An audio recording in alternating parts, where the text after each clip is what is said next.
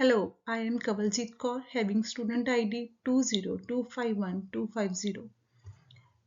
Today I am here to talk about contemporary and historical perspectives in early childhood, actioning child safety standards. Let's begin with the introduction. Three essential Victorian child safe standards. Standard 3 include child and student empowerment. Standard 10 include review of child safety practices, and Standard 5 diversity and equity are implemented and discussed in early childhood education.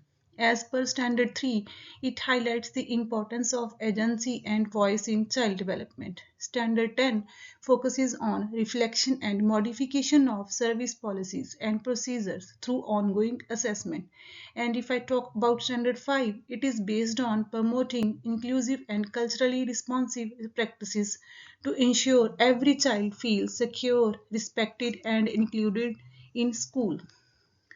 As per Victorian child safe standards, it enhances child safety, welfare, and inclusion. Early childhood settings need them to safeguard children. This lecture will cover three standards, which include culturally safe environments, leadership, governance and culture, and child and student empowerment. As per Victorian safe standards, protect, heal, and integrate all children in care. Early childhood education is vital because young children are most vulnerable. Child empowerment, leadership and governance, and culturally safe environments are used to illustrate how they might be implemented in early learning programs. Empowering children boosts their self-confidence, decision-making, and concern voicing, improving their overall well-being. Now talk about the purpose and significance of the three selected child safe standards. Children who grow up in settings that value their involvement are more prepared for school and have better mental health. In terms of health and safety, 75% of infant classrooms received unsatisfactory scores by underscoring the necessity of regular evaluations and empowered involvement as per Alcan 2020. Now, as per Standard 10, focuses on reviewing and improving safety procedures on a regular basis, analyzing occurrences, and disseminating findings. As per Standard 5, it emphasizes inclusive practices, acknowledging and supporting all children, particularly those who are at the risk of marginalization. For children with different needs, inclusive policies significantly increase involvement and well-being. Now let's talk about their relevance to the early childhood education and care context. Children in decision making enhance their emotional resilience and school preparedness. As per Standard 3, it is relevant as it deals with young children who are empowered to develop self-efficiency and safety awareness. Programs that encourage agency and engagement in early childhood settings are associated with higher level of emotional security and greater willingness to voice concerns. Up to 30% of your recurring safety issues occur in organizations with scheduled safety reviews as per CCYP 2025. In early childhood settings where children are particularly vulnerable, a systematic review of practices is essential. As per relevance in ECEC, inclusive curriculum, educator practice, and family participation affirm culture. Its purpose is to protect, respect, and culturally value Aboriginal children in schools. Significance is less prejudice, more inclusion, and well-being.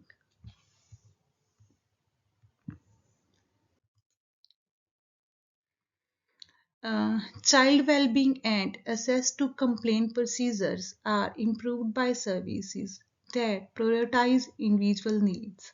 Vulnerable groups feel safer and more included when inclusive culturally sensitive methods are used. When centers implement comprehensive safeguarding, empowerment, and equity frameworks, school readiness and safety significantly improve. At least one safety concern is present in 67% of early childhood services without regular review, according Alcon et 2020.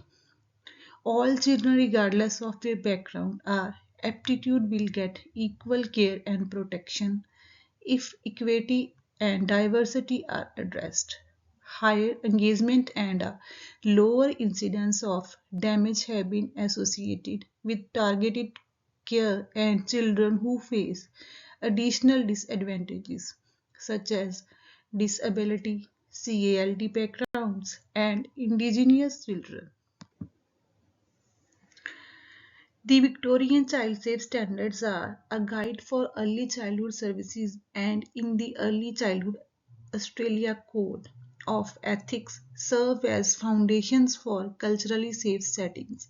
These papers encourage agencies to communicate with communities and incorporate Aboriginal and Torres Strait Islander traditions. Their strong emphasis on inclusive principles and cultural competency is an asset. However, realistic options for rural or low resource service settings are few. Teachers must critically reflect on their cultural assumptions and prejudices, and leaders must encourage continual professional development of instill cultural safety. Now talk about how the policy and guideline documents support the implementation of each chosen standard. Policy and guidelines supporting implementation for Standard 2, creating a child-safe organization, and NQS Area 7 emphasize leadership, accountability, and policy development. Policies empower children to voice their concerns and understand their rights, while training modules ensure cultural safety and staff awareness of diverse needs. Policies teach youngsters about their safety and participation rights. Educators must teach age appropriate abuse prevention and include children in decision making. The rules require cultural competency, training, inclusive complaint management, and affirming multiple identities. Guidelines recommend regular child safety reviews, and policies encourage self assessment methods such as the Child Safe Standards Action Plan to identity strength and weakness. The purpose of the Victorian Child Safe Standards is to prevent abuse and empower children. Now let's talk about strengths and gaps. Strength promotes children's rights and agency. Gap lacks tools for practical implementation in early years. As per Standard 3, strength include age appropriate abuse prevention education is growing, and gap covers limited student input in certain decisions.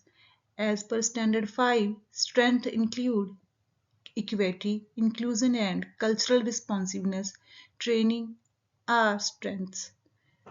Gap covers some settings lack resources to accommodate varied demands. And if I talk about Standard 10, strength include structured child safety compliance assessments and gap review and update gaps that persist across services. Children learn about safety through accessible materials and curriculum. Child feedback mechanisms are not consistently embedded, and staff are not adequately trained to uphold inclusive and equitable practices. Rural or under resourced areas may lack tailored support. However, clear action plans ensure the periodic evaluation of child safety practices. Now let's talk about the roles and responsibilities of educator and leaders. The roles are reflects early years, learning framework, principles of agency and voice. Its responsibilities are strengthened through policy frameworks that prohibit discrimination. The roles are embedded with early years learning framework values of reflective practice. Educators must facilitate safe, meaningful ways for children to express themselves. The National Principles for Child Safe Organization and ECA Code of Ethics empower children by supporting their rights and voices. We urge educators to establish participatory settings where children feel secure expressing themselves. The ethical basis for valuing children's perspective is solid. The lack of practical instruments to promote empowerment in early years settings makes it tougher to apply this notion to everyday life. Leadership and educators must encourage age appropriate decision making and child respect throughout the service. Now let's talk about application of each standard to a hypothetical early childhood service.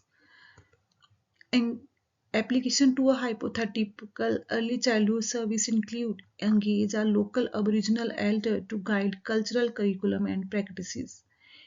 Also include Aboriginal perspectives through storytelling, language, and art activities. Moreover, conduct cultural competence training for all educators quarterly. At the Early Learning Center, child-led inquiry paradigms promote agency. They hold weekly forums where children participate in various subjects and activities. Teacher training involves listening and decision sharing with young people. Leadership incorporates empowerment into service policies and curriculum, and visual displays show children their ideas in action. The center discusses child protection upgrades during biannual safety assessments and regular staff meetings. Teachers record all instances digitally and log for trends. At family engagement, parents are invited to view and contribute to child-led projector outcomes. Also, children cultural stories and traditions are celebrated to promote identity and agency.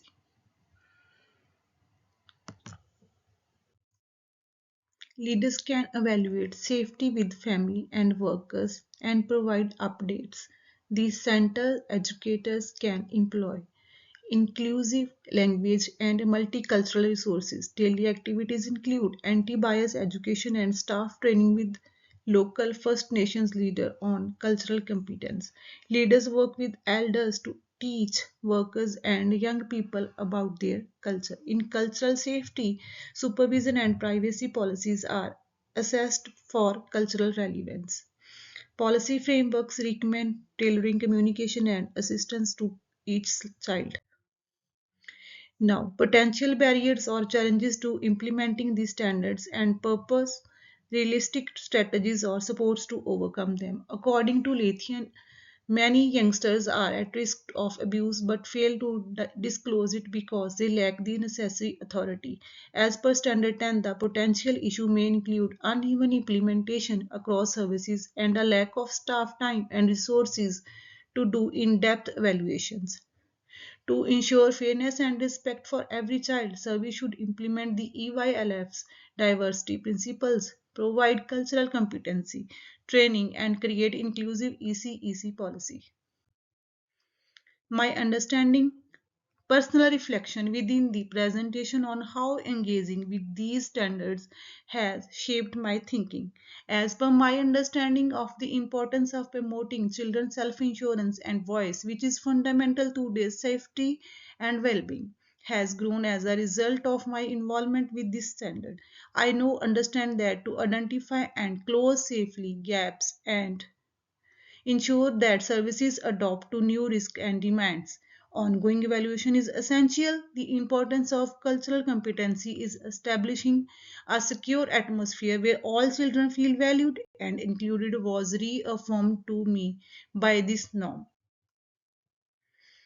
In order to ensure that empowerment is in line with EYLF goals, I will foster respectful interactions and provide children a platform to express their concerns. to continually improve safety. I am actively participate in regular safety audits and foster an environment that encourage open and constructive criticism. To conclusion, ultimately, examine the three child safe standards has demonstrated the necessity of proactive, inclusive, and reflective practices in early childhood facilities. It helps to guarantee that every child flourishes in a safe environment. I will include these criteria in my teaching to ensure child safety and well being as a future educator.